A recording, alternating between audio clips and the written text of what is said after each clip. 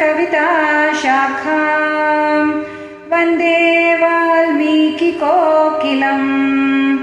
अञ्जनानन्दनं वीरं जानकीशोकनाशनं कपीशमक्षहन्तारं वन्दे लङ्काभयङ्करम् नमोऽस्तु रामाय स लक्ष्मणाय देव्यै च तस्यै जनकात्मजायै नमोऽस्तु रुद्रेन्द्रयमानिलेभ्यो नमोऽस्तु चन्द्रार्कमरुद्गणेभ्यः श्रीगुरुभ्यो नमः। नमस्ते। सुन्दरकाण्डं चैप्टर 53 अथ श्रीमद्वाल्मीकिरामायणे सुन्दरकाण्डे 53 सर्गः हनुमत्पुच्छदहनम्। तस्य तद्वचनं श्रुत्वा दशग्रीवो महात्मनः देशकालहितं वाक्यं भ्रातुरुत्तरमब्रवीत्। सम्यक् उक्तं हि भवता दूतवध्या विगर्हिता अवश्यं तु वधादन्यः क्रियतामस्य निग्रहः। कपीनां किल लाङ्गूलम् इष्टं भवति भूषणं तदस्य दीप्यतां शीघ्रं तेन दग्धेन गच्छतु। ततः पश्यन्त्विमं दीनम् अङ्गवैरूप्यकर्षितम् समित्रज्ञातयः सर्वे बान्धवा ससृहुज्जनाः। आज्ञापयद्राक्षसेन्द्रः पुरं सर्वं सचत्वरं लाङ्गूलेन प्रदीप्तेन रक्षोभिः परिणीयताम्। तस्य तद्वचनं श्रुत्वा राक्षसाः कोपकर्कशाः चेष्टयन्ति स्म लाङ्गूलं जीर्णैः कार्पसकैः पटैः। संवेष्ट्यमाने लाङ्गूले व्यवर्धत महाकपिः शुष्कमिन्धनमासाद्य वनेष्विव हुताशनः। तैलेन परिषिच्याथ तेऽग्निं तत्राभ्यपातयन्। लाङ्गूलं सम्प्रदीप्तं तु द्रष्टुं तस्य हनूमतः सहस्रीबालवृद्धाश्च जग्मुः प्रीता निशाचराः। लाङ्गूलेन प्रदीप्तेन राक्षसां स्थानपातयत्। रोषामर्षे परीतात्मा बालसूर्यसमाननः सबूयः सङ्गतैः क्रूरैः राक्षसैर्हरिसत्तमः। निबद्धः कृतवान् वीरः तत्कालसदृशीं मतिम्। कामं खलु न मे शक्ता निबद्धस्यापि राक्षसाः। चित्वा पाशान् समुत्पत्य हन्याम्यहमिमान् पुनः। यदि भर्तुहितार्थाय चरन्तं भर्तुशासनात् भद्रन्त्येते दुरात्मानो न तु मे निष्कृतिः कृता। सर्वेषामेव पर्याप्तो राक्षसानाम् अहं युधि। किं तु रामस्य प्रीत्यर्थं विषहिष्येऽहमीदृशम्। लङ्का चरयितव्या वै पुनरेव भवेदिति। रात्रौ न हि सुदृष्टा मे दुर्गकर्मविधानतः। अवश्यमेव दृष्टव्या मया लङ्का निशाक्षये।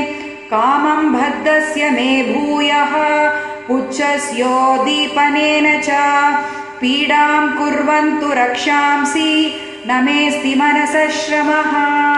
ततस्ते संवृताकारं सत्त्ववन्तं महाकपिं परिगृह्य ययुर्हृष्टा राक्षसाः कपिकुञ्जरम्।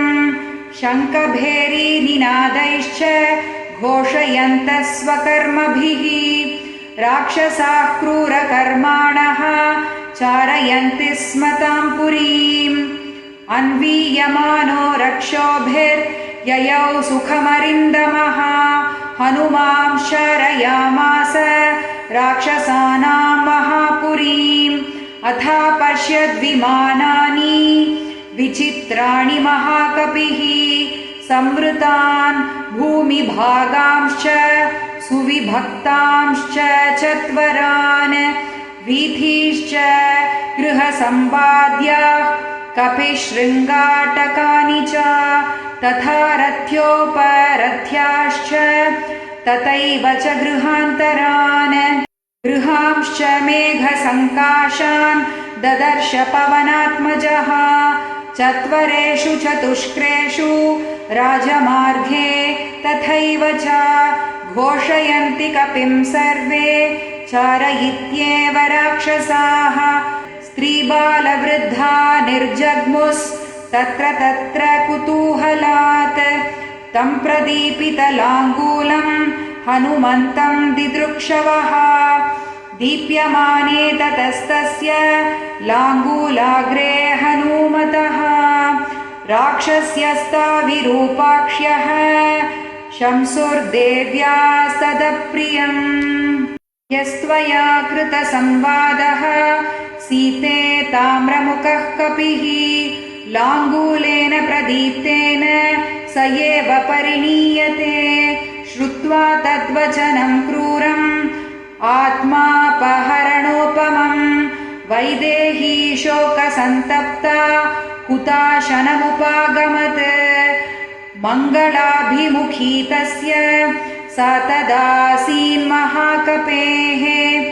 उपतस्ते विशालाक्षी प्रयता हव्यवाहनम् यद्यस्ति प्रतिशुश्रूषा यद्यस्ति चरितं तपः यदि चाप्येकपत्नीत्वं शीतो भव हनूमतः यदि कश्चित् अनुक्रोशः तस्य मय्यस्ति धीमतः यदि वा भाग्यशेषो मे शीतो भव हनूमतः यदि मां वृत्तसम्पन्नां तत्समागमलालसां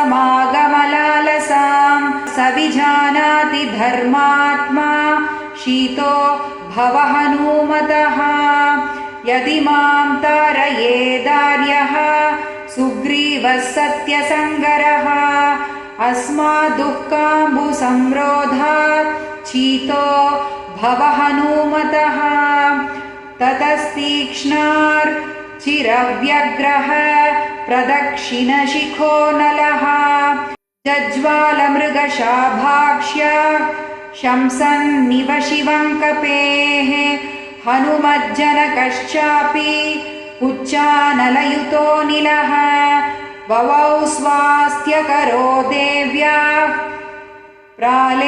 प्रालेयानिलशीतलः दह्यमाने च लाङ्गूले चिन्तयामास वानरः प्रदीप्तोऽग्निरयं कस्मान् न मां दहति पावकः दृश्यतेव महाज्वालो न करोति च मेरुजम् शिशिरस्येव सम्पातो लाङ्गूलाग्रे प्रतिष्ठितः अथवा तदिदं व्यक्तं यदृष्टं प्लवता मया रामप्रभावाद् आश्चर्यं पर्वतसरितां पतौ यदि तावत् समुद्रस्य मैनाकस्य च धीमतः रामार्थं सम्भ्रमस्तादृक् किमग्नेर्न करिष्यति सीतायाश्चानृशंस्येन तेजसा राघवस्य च पितुश्च मम सख्येन न मां दहति पावकः भूयः स चिन्तयामास मुहूर्तं कपिकुञ्जरः उत्पपाताथ वेगेन ननाद च महाकपिः पुरद्वारं ततः श्रीमान् शैलशृङ्गमिवोन्नतम् विभक्तरक्षसम्भादम् आससाद अनिलात्मजः स भूत्वा शैलसङ्काशः क्षणेन पुनरात्मवान् ह्रस्वतां परमां प्राप्तो बन्धनान् व्यवशातयत् विमुक्तश्चाभवत् श्रीमान् पुनः पर्वतसन्निभः वीक्षमाणश्च ददृशे परिघं